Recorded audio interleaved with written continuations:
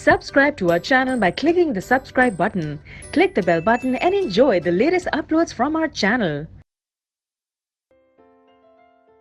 Question number 4, you have to name the following. ठीक है, सबसे पहले है टू स्ट्रॉन्ग एसिड्स. दो स्ट्रॉन्ग एसिड्स बताने हैं आपको.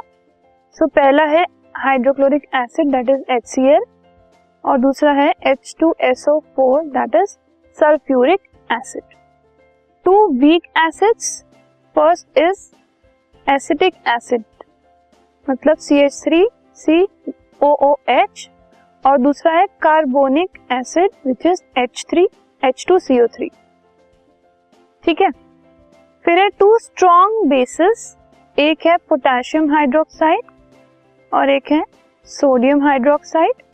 और टू वीक बेसिस बताने हैं आपको, तो एक है ammonium hydroxide that is NH4OH और दूसरा है calcium hydroxide that is CaOH. सो ये इन चारों के दो एग्जाम्पल्स हो गए.